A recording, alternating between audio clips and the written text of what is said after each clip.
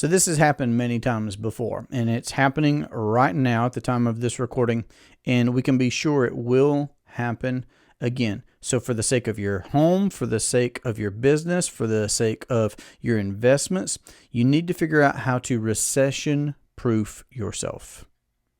Hello and welcome to the Durham Talents channel. My name is Jesse Durham. For today's edition of our Quick Take series, we're going to discuss recessions and how to recession-proof yourself by implementing the infinite banking concept as conceived and described in R. Nelson Nash's book, Becoming Your Own Banker. I say that so quickly, so casually now, but guys, we're coming close up on a new year. At the time of this recording, 2023, we're looking at 2023. Read the book. It's big letters. It's got pictures. It's a thin book. It's a quick read, but it is. And I was listening to somebody this week saying, I'm not a reader. Again, if you want something different, you got to do something different. You do read. I mean, let me throw this at you. Why do we teach our children how to read? If we don't read, if we actively choose not to read. So that's just my encouragement is all I'm saying. I encourage you, if you've not yet read Becoming Your Own Banker by R. Nelson Nash, pick up the book. It's a short read, it's a quick read, but it's an absolute paradigm shift. Okay, let's get back to recession proofing yourself. I mean, just take that book as your manual, okay? And here's some history. And then I'm going to give you some of my golden nuggets from Nash's book. So on the side of history, it seems that we may have had something around 48 recessions. Now, prior to looking this up, I knew that there had been recessions. Recently, we've had one called the Great Recession, post-2008, and the housing crisis and everything entangled in that time frame. And yet there have been, and let's say I'm wrong by half, okay? Let's say the research is off. Let's say I'm wrong by half, but we've still had dozens of recessions then in the United States. So if that's the case, if it's the case that there have been many and that we're in one now and that we're probably looking at many more, that does put things into context, okay? There is this boom-bust cycle of economy that takes place.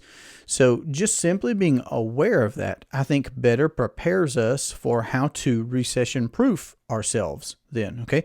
Because can you stop a recession from taking place? No, okay? But can you account for your personal financial situation to the best of your ability? Absolutely. Can you account for your need of finance? And again, it doesn't matter whether we're talking about your household, whether we're talking about your business, whether we're talking about your investments. And this isn't investment advice, but what I'm asking us to consider are Nash's human problems. I'm asking us to consider confronting the human problems enumerated in Nash's book, Becoming Your Own Banker. Let's start with one. Parkinson's law. See, Parkinson had a law that said that most people tend to spend equal to their income, meaning if you saw an income increase, for example, you'd probably see and experience an increase of your expenses. That's just the natural tendency. And of course, you could blow right past that nowadays. Okay, so confronting Parkinson's law and living within your means. I know some people might even cringe when I say statements like this, but again, it's going to lead to some other things that I would like to point out. Like, no, don't let me wait. The golden rule says, he who has the gold makes the rules. Okay, if you're spending all that you make, you're not in a position of power to be making rules for yourself. Okay, so confronting Parkinson's, that's the first human problem, the first human issue that we need to address. The second one is going to be Willie Sutton's law, okay? And that's just the fact that wherever wealth is accumulated, somebody wants to get at it. Somebody wants to steal it. Somebody wants to take it. Somebody wants to separate our wealth from us. And even if I use the word wealth, some people, you just need to interject cash flows. I was talking with a business person recently this past week, and they were talking about, well, yeah, but you got to have money for this and you got to have money for that. And they're not wrong. You got to have money to do things. It's our medium of exchange. It's our means of exchange. It's a tool.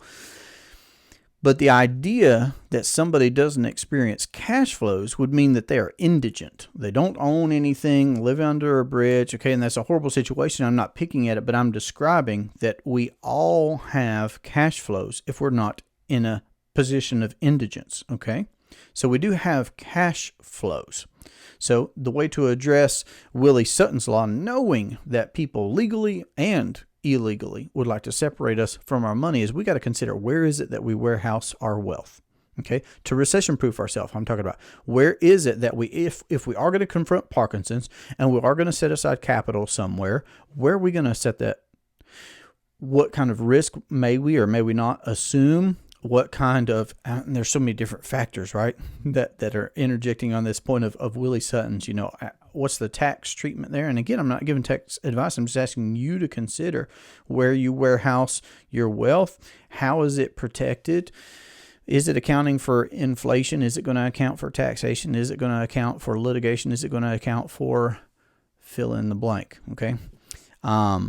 So many different variables there. I'd give you about 16 variables to consider there. And that's too long for this video. I've done it before. I'll do it again. But there are many characteristics that we should consider to account for Willie Sutton's law. Okay. Now, the third one's going to be that golden rule that I couldn't help but already referencing. He who has the gold makes the rule. So if we're accounting for Parkinson's, not spending all that we earn, if we're accounting for Willie Sutton's, we are actively and proactively accounting for protecting ourselves, considering where it is that we're warehousing our wealth. And then that third of the golden rule, he who has the gold makes the rules. Nash would say that opportunity is attracted to capital. He would actually say that it will hunt capital down, and opportunity will. So there are so many different scenarios here that I can think about where if a household is well capitalized, if a business is well capitalized, I mean, compared with everything else, compared with everybody else, compared with all the competitors in your business footprint, whatever the scenario happens to be, if you're well capitalized and the others aren't, and then along comes a recession, who's better positioned with ability, capability? Okay.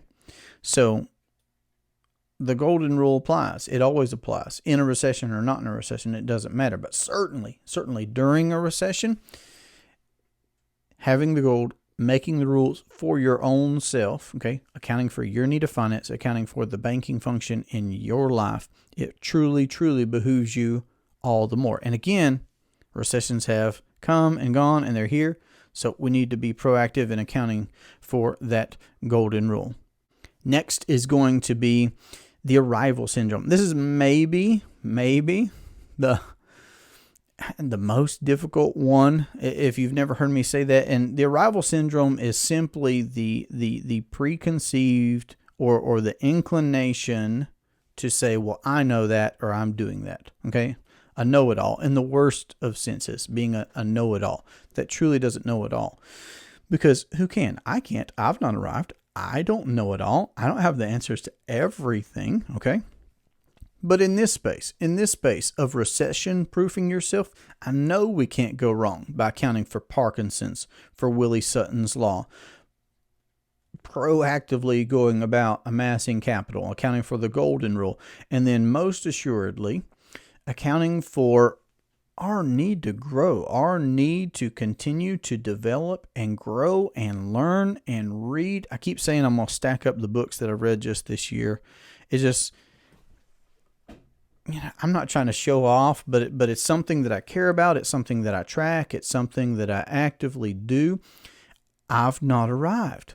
I've not finished. Okay. And neither have you. So let's help each other by encouraging continued development, continued learning, not getting to the point where we say, I've arrived, I know it all. Okay.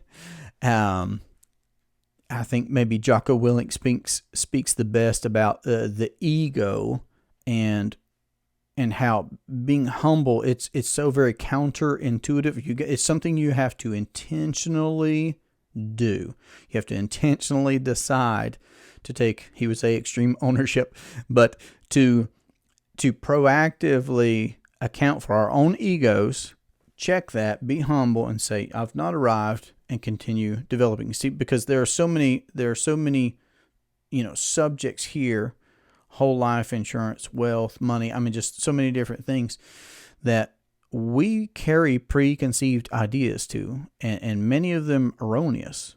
See, we're just not taught these types of things the way that I've personally done in my own time, personally and professionally, developed my knowledge base because it was deficient in government schools and workplaces and other spaces in my own life. Okay, so accounting for the arrival syndrome. Next, we're going to talk about use it or lose it. Again, if you've never heard me talk about this example, just imagine tying an arm to your body for a month, using the other as normal, but not this one. Well, my question to you is that strapped arm going to be weaker or stronger at the end of a month of being strapped to your body? Is it going to be weaker or stronger? It's certainly going to be weaker. You are going to be dealing with a lot of atrophy. It's going to be it's going to be well nigh useless because you've conditioned it that way. You've made it that way. Okay? But if you exercise it proactively over the next month, can it be stronger? Yes, it can. Anybody can. So there's my encouragement there as well. Literally, physically, do something, grow stronger, be better. But in this space as well, talking about our personal finance capacity, if we're not using and accounting for the banking function in our own lives, we're beholden to someone else. Our capital has a cost to it. Remember, we've already been talking about, okay, if you've decided to amass capital somewhere, you're accounting for the golden rule. He who has the gold makes the rules. Now, are you just sitting it there? Because capital has a cost. You either use it or you lose it. How else are you going to keep up with inflation? How else are you going to keep up with taxation? How else are you going to keep up with, there's the parable of the talents, right? Where some folks put money to work as part of this example, and others dug a hole and buried it in the ground. That did nothing, and it certainly assumed some risk for sure, but that did nothing. See, capital has a cost. There's this concept of EVA, economic value added. A simple question here would be, if you had $1 million, would you loan it to me for nothing, 0% interest? Because I could find a good use for that kind of capital. Okay, so capital has a cost, and we either use it or we lose it. That's for my cash is king folk, especially folks that say, well, I pay cash for everything. I'm not paying interest to the commercial banks on X, Y, or Z. Capital has a cost. You either use it or you lose it. So these are the human problems that we can confront. And this is before, I've not even really talked about implementing IBC yet. I've really not even talked about becoming your own banker. Because if we just account for these human problems first, we're going to be so much better off, especially compared to our peers, right? Remember, everything should be gauged off of compared to what? If you account for these human problems, and then, of course, you go about the business of implementing the infinite banking concept into your life, and you start recapturing interest dollars that forever otherwise would have left your hands. Doesn't matter whether that's during a recession or not during a recession. How much more profitable are you going to be? How much better positioned is your business going to be? Your household going to be when a recession comes? Because it will come. So I don't know how much of a quick take this has been, but if you'd like to have a conversation about how to implement the infinite banking concept into your household or your business or your investing, I look forward to hearing from you. This has been a great pleasure for me. I look forward to our next conversation. Have a great day. Take care. Hello and welcome to the Durham Talents channel. My name is Jesse Durham. That's it. That's fine. It's great. It's wonderful. It's awesome. It's great. We need to adjust this. You look great. Let's get America in here. Do the things. Bell, notification, like, thumbs up. Okay. We might have to start defining what constitutes a quick take.